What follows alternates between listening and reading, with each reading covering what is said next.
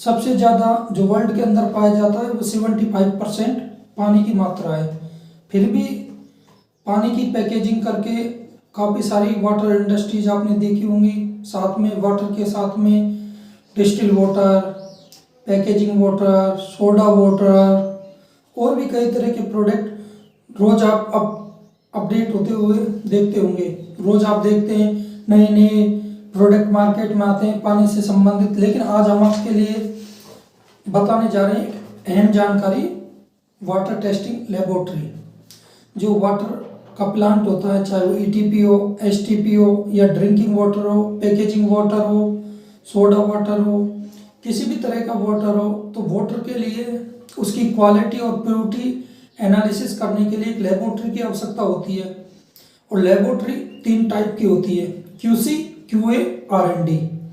QC जहाँ पे quality को कंट्रोल किया जाता है, क्यूए जहाँ पे रिकॉर्ड संबंधित कार्य किए जाते हैं, आरएनडी जहाँ पे रिसर्च एंड डेवलपमेंट का कार्य किया जाता है। न्यू प्रोडक्ट सर्च करना, पुराने प्रोडक्ट में कोई मिस्टेक तो नहीं आ रही है, उसकी लाइफ टाइम, लाइफ सर्किल की एनालिसिस करना, ये सभी एक्सेट्रा एक्सेट्रा।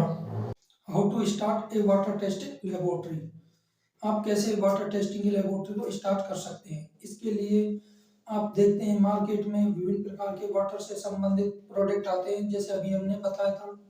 उन सभी को टेस्ट करने के लिए, क्वालिटी और प्योरिटी की एनालिसिस करने के लिए वाटर टेस्टिंग लेबोरेटरी की आवश्यकता होती है, जो NABL, FSSI या BIS या अन्य रिलेटेड डॉक्यूमेंट्स और लाइसेंस के साथ में अप्रूव की जाती है, जिसमें आप water testing laboratory, soil testing laboratory, food testing laboratory, अन्य टेस्टिंग लेबोरेटरी का सेटअप कर सकते हैं। साथ में अगर आप एक इंडस्ट्रियल हैं, आपके पास में लघु उद्योग है या कोई बड़ी इंडस्ट्रीज है, तब भी आपको क्वालिटी और प्योरिटी एनालिसिस के लिए लैब की आवश्यकता पड़ती है। तो वाटर की जो लैब है वो सेटअप कैसे होती है। लैब सेटअप करने के लिए हमने आपको बताया था क्यूसी, क्यूए, आरएनडी, 3 तरह के फॉर्मेटों में एक लैब का सेटअप किया जाता है। जो हम वाटर की बात करें तो वाटर में मुख्य रूप से जो टेस्टिंग होती है वो होती है आपकी फिजिकल, केमिकल और बायोलॉजिकल, 3 टाइप की टेस्टिंग होती है। और इंस्ट्रूमेंटेशन टेस्टिंग भी होती है। लेकिन इंस्ट्रूमेंटेशन जो टेस्टिंग है वो माइक्रोबायोलॉजी में भी इंस्ट्रूमेंट्स का उपयोग होता है, केमिकल में भी इंस्ट्रूमेंट्स का उपयोग होता है, इसलिए उसके लिए अलग से लैब सेटअप करने की आवश्यकता नहीं होती है। तो वाटर की जो टेस्टिंग लेबोरेटरी होती है वो मुख्य रूप से 2 प्रकार की सेटअप की आवश्यकता होती है। फर्स्ट, फिजियोकेमिकल लैब सेटअप, जिसमें आप फिजिकल रूप से वाटर की एनालिसिस कर सके, केमिकल रूप से टाइट्रेशन के माध्यम से या अन्य माध्यम से केमिकल की सहायता से जो एनालिसिस कर सके, उसके लिए केमिकल लेबोरेटरी की आवश्यकता होती है। इसलिए फिजियोकेमिकल एनालिसिस एक अलग से लेबोरेटरी हो जाती है। दूसरी इसमें आवश्यकता होती है माइक्रोबायोलॉजिकल लेबोरेटरी, क्योंकि पानी के अंदर जो बैक्टीरिया होते हैं, विभिन्न प्रकार के फंगस होते हैं, वायरस होते हैं, उनका आइडेंटिफाई करना कंपलसरी है। अगर उनका हमने आइडेंटिफाई नहीं किया और वो गलती से पैकिंग वाटर में, सोडा वाटर में या किसी भी अन्य पेय पदार्थ के साथ चले गए और कंज्यूमर को नुकसान हो गया, तो आप की जो लैब है, आपकी जो इंडस्ट्रीज है वो बंद हो सकती है, उस पर अन्य कानून कार्रवाई हो सकती है। इसलिए हमें एक माइक्रोबायोलॉजी लैब की भी आवश्यकता होती है। इस तरह से वाटर टेस्टिंग लेबोरेटरी में हमें 2 लैब लगानी होती है, फिजियोकेमिकल लैब और वाटर के लिए माइक्रोबायोलॉजिकल लैब। अब बात करते हैं वाटर टेस्टिंग पैरामीटर। सबसे पहले फिजिकल पैरामीटर।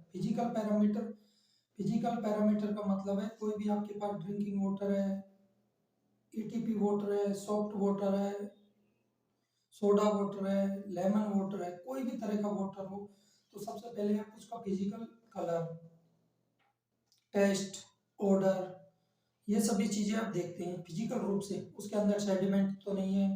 और भी कई तरह के टेस्ट होते हैं जो आप फिजिकल रूप से, ऑर्गेनोलेप्टिक टेस्ट, ये सभी आपका फिजिकल पैरामीटर होते हैं। इनके लिए किसी प्रकार के इंस्ट्रूमेंट्स की आवश्यकता नहीं होती है।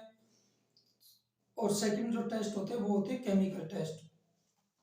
केमिकल टेस्ट होते हैं जिनमें आपका इंस्ट्रूमेंटेशन टेस्टिंग भी आ जाती है, जिनमें pH, TH, TDS, TS, TSS, COD, BOD, CL, MG, potassium chloride, और भी कई तरह के इंस्ट्रूमेंट टेस्टिंग होती है, जिनमें मुख्य रूप से टर्बिडिटी, पानी के अंदर कितनी टर्बिडिटी है, पीएच, जैसे 6 से 8.5 ड्रिंकिंग वाटर में पीएच एक्सेप्ट है, क्लोराइड 200 mgl मैक्सिमम एक्सेप्ट है, alkalinity, chlorine free, TDS.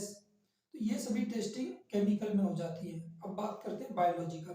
Biological testing में आपको माइक्रोबायोलॉजिकल लैब की आवश्यकता होती है। माइक्रोबायोलॉजिकल लैब में आपको माइक्रो से समझ में आ रहा है सूक्ष्म जीव, इसके लिए आवश्यकता होती है हमें ऑटोक्लेव, लेमिनार, और भी incubator, micro oven, hot air oven, इसके अलावा पीपेट, पैटिडिस, और भी कई तरह के इंस्ट्रूमेंट्स और एपरेटस होते हैं, वो ग्लासवेयर होते हैं। और मुख्य रूप से इसके लिए जो आवश्यकता होती है वो हमें अलग अलग केमिकल की आवश्यकता होती है, जिनकी सहायता से हम इसकी एनालिसिस करते हैं, इनके अंदर कोई बैक्टीरिया, फंगस या वायरस प्रेजेंस है या नहीं है, हमारा वाटर में कितने परसेंट बैक्टीरिया है, कितने परसेंट फंगस है, कितने परसेंट वायरस है, या फिर बिना वायरस, बैक्टीरिया और फंगस के हमारा पानी है जो एक्सेप्ट है आगे पैकिंग करने के लिए, या फिर किसी अन्य प्रोडक्ट को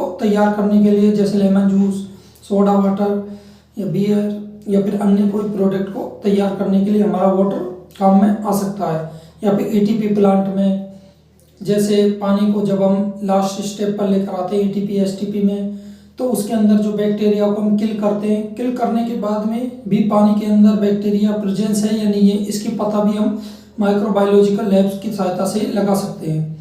इसलिए माइक्रोबायोलॉजिकल लैब की भी हमें आवश्यकता होती है।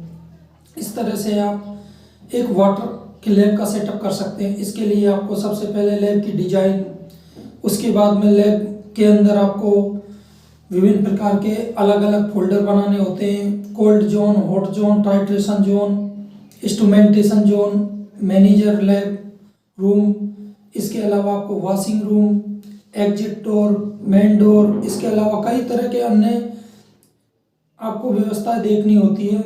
उसके बाद में ही आपको BIS, IS या ISO का आपको लाइसेंस मिल सकता है और आप अपना काम शुरू कर सकते हैं। आप चाहे तो NABL लेबोरेटरी भी लगा सकते हैं। NABL लेबोरेटरी के माध्यम से आप थर्ड पार्टी का कार्य करते हैं, अर्थात आप किसी भी कंपनी के प्रोडक्ट का सैंपल वहाँ पे जाके कलेक्ट कर सकते हैं, या अपने पास मंगा के कलेक्ट करके उसकी एनालिसिस करके रिपोर्ट दे सकते हैं, और उसके बदले में जो भी आपका अमाउंट है वो आप पेबल कर सकते हैं।